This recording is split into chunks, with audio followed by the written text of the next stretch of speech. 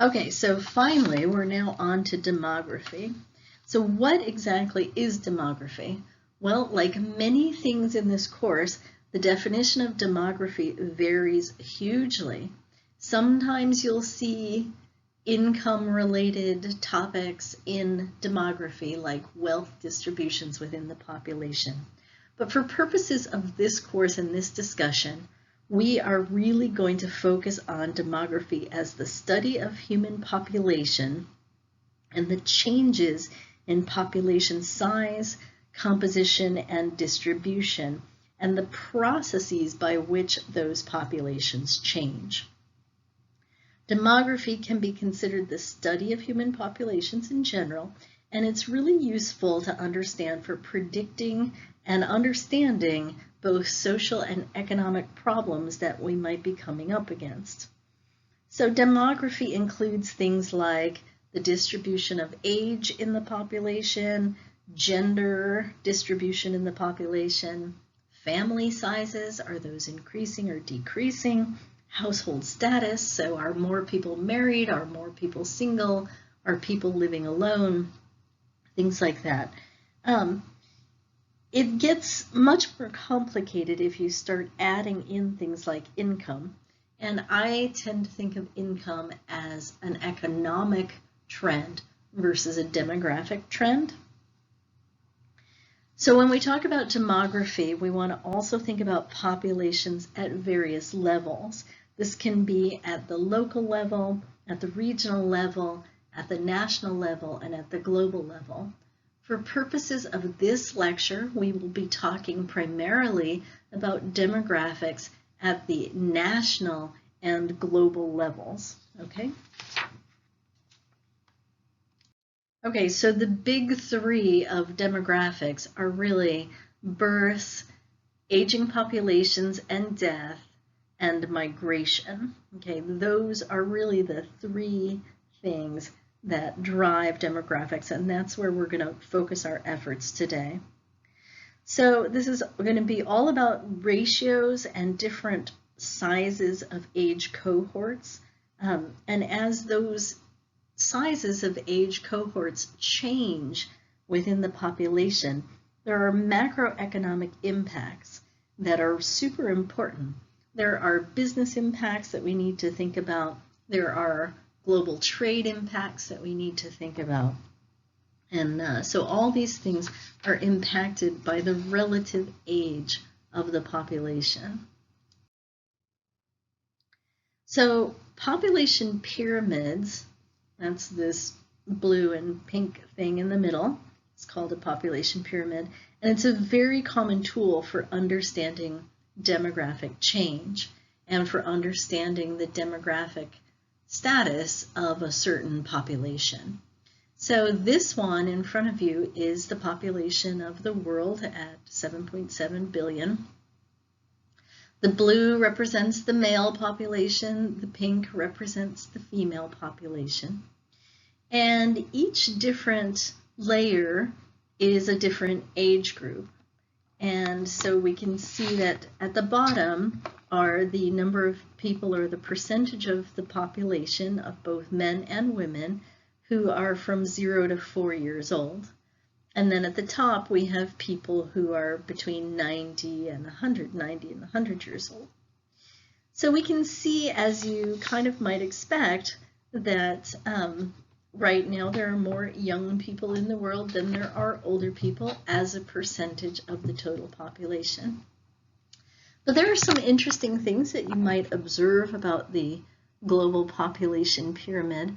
One thing that strikes me is the shift from a slight favoring of males to a slight favoring of females, and then that gets more dramatic as the population ages.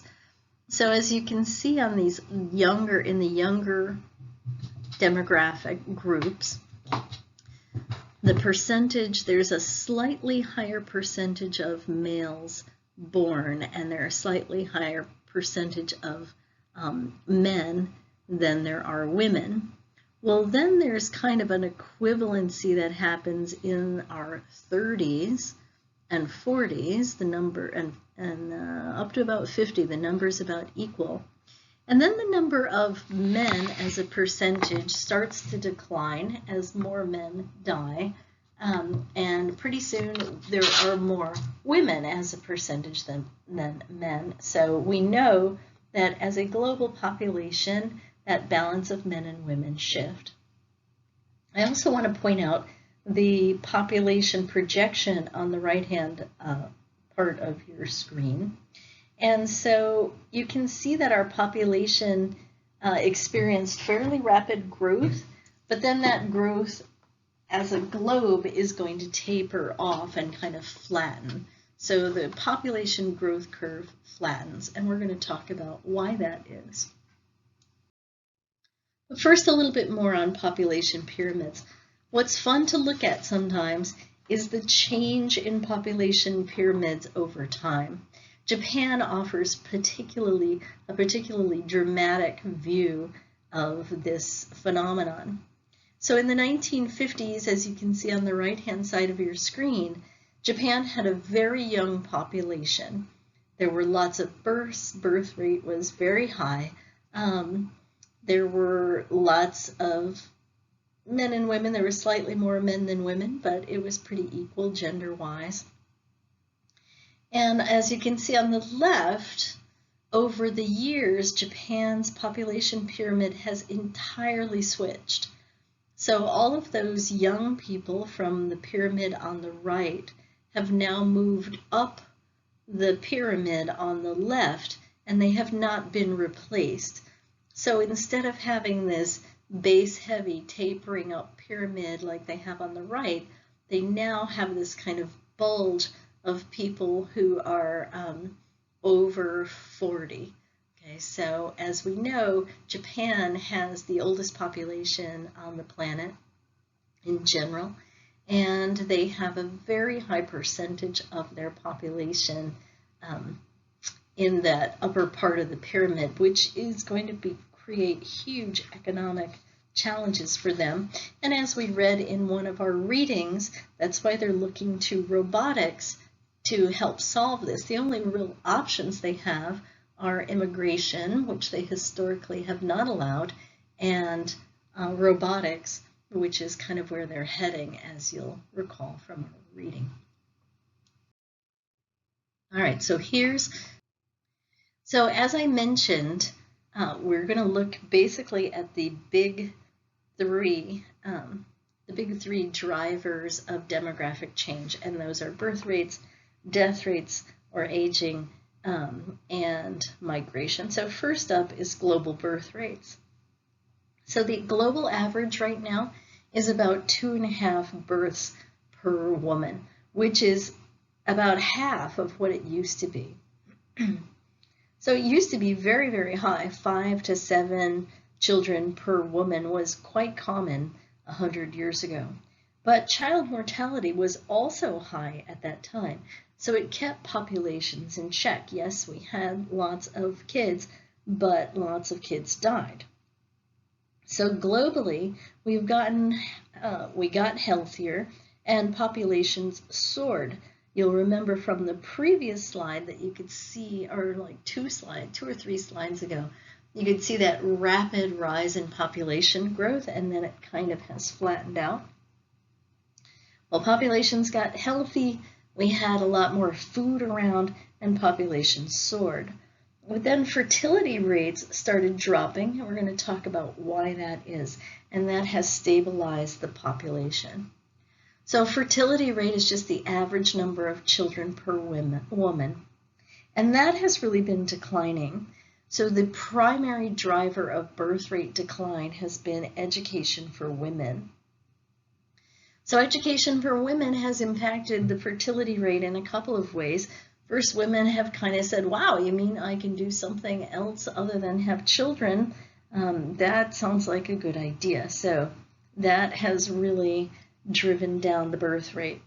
Another thing that has happened with education is when you educate women, they can now go out and get a job. So staying home, raising the kids now produces an opportunity cost.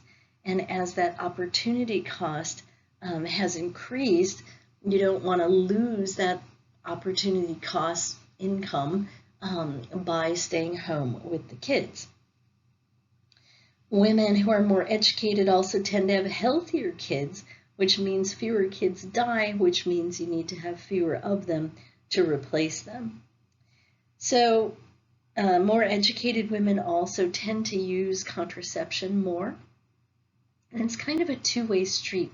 As fertility rates go down, education goes up, and as education rates go up, fertility goes down. We have a related topic with labor force participation. As more women enter the workforce, they are less inclined to have children.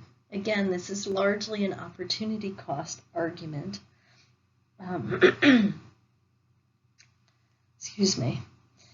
As children's health has increased, we don't need to have as many babies. So there used to be this idea of kind of child replacement and child hoarding, that you needed to have a whole bunch of babies so that if a couple of them died, you would still have some left. But now that child mortality has decreased and children's health has increased, we don't need that many kids anymore to replace our kids because they're not dying. As child labor laws have increased, we also don't want to have as many kids because they're not bringing in any income. It used to be that children could work and contribute to the household, but now they're not really doing that. Instead, they're costing you money. It's expensive to send them to school. So child labor laws have really driven down the fertility rate. Cultural norms, 6 kids. I'm from a family of 6. I'm the youngest of 6 kids, and at the time, it was pretty common to have 6 kids in a family. Now that is not common. In certain countries, that's quite uncommon, and if you have 6 kids, people kind of wonder why, what's wrong with you? So it's really a strong cultural norm. They're experiencing that in China. We'll get to that in a minute. The availability of contraception. Contraception is much safer. It's much more available. Family planning is also more available. And coercive policies like the one-child policy in China, we'll talk about that in a minute, but right at the moment, there's been fewer of them. So think too, as we've talked about primary sector economies that are agrarian type, and then they become countries become industrialized, and then they move up to the tertiary sector and they're in the service and knowledge area. So as you move up that chain, your need for children drops. I thought this was a really interesting graph, and so I wanted to share it with you.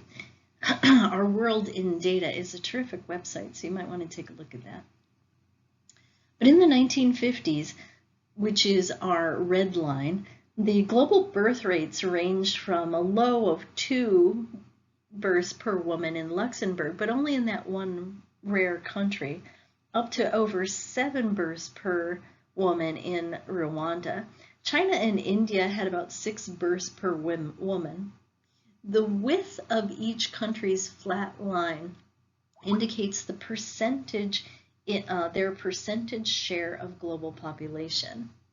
So as you can see in our orange line, that's from the 70s and 80s, birth rates really started dropping. China, for example, drops from 6 children per woman down to 3, and that was before the one-child policy kicked in, while other countries like Yemen stayed super high, above 8. So in the 70s and 80s, you really saw a huge discrepancy building between the more industrialized countries like Japan, the US, Germany, etc., who are really very low, and then you still have this group of countries who are very high. So you see this very steep drop in some countries, and you see the spread, the inequality between countries increasing. The blue line shows more convergence.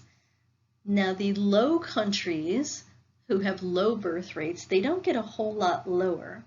But the mid birth rate countries like Japan, like China, Thailand, Indonesia, places like that, they start converging at this low level along with the low level countries. And a lot of countries are now by the blue line, a lot of countries are below their normal replacement level. So the decline can be very rapid. I mean, look at Thailand. They went from 6.2 births on the red line to 2.6 births on the orange line, all the way down to 1.5 births on the blue line, which is really, really fast. Iran also had a very fast drop in their birth rate. In just about 10 years, they went from more than 6 births per woman to fewer than 3. So all of these have really dramatic impacts on their society and their macro economy. All right, so one really interesting study in fertility is the one-child policy in China. And if you have Amazon Prime, I would highly recommend One Child Nation. It's really a very interesting look at the one-child policy in China and how cultural norming, state intervention, and public policy really factored into the birth rate. So China claims that the one-child policy prevented 400 million births and that people in China would have starved to death if they didn't do something dramatic and jump in and have the one-child policy. But as you can see from the graph here, China's birth rate was already declining. By the way, that huge dip you see there in 1960 something, that is the Great Leap Forward and the famine that the Great Leap Forward caused. During the famine, the birth rate declined dramatically, and then right after the famine, it jumped way up dramatically. But back to my point, the birth rate in China was already declining for all of the reasons we saw in the prior slide. More educated women, more access to increasing incomes, higher labor force participation for women. All of these things were already happening, and so the birth rate was already dramatically declining way back in the 70s, which is 10 years or so before the one-child policy really kicked in. So when the one-child policy did kick in, you actually see a little bit of an uptick in the birth rate in China, which is really interesting. So the blue line is Taiwan, and the reason that's in here is Taiwan is culturally similar to China, but they never implemented the one-child policy. And you can see that their birth rate is actually lower than China's currently is, and they experience that same precipitous decline for all of the reasons formerly discussed, and their birth rate is quite low. What's interesting now is China is trying to promote a little mini baby boom. They're worried that their population is too low and they're going to have some problems, or their population growth rate is too low. They're going to have lots of problems with that. But you know what's interesting is one child has now become a cultural norm in China, and they're finding that hard to change. So you can take a look at that Guardian link that I put in here. It's a very interesting article about the two China policy. So I'm going to end this first video here, but your lecture will continue on the next video.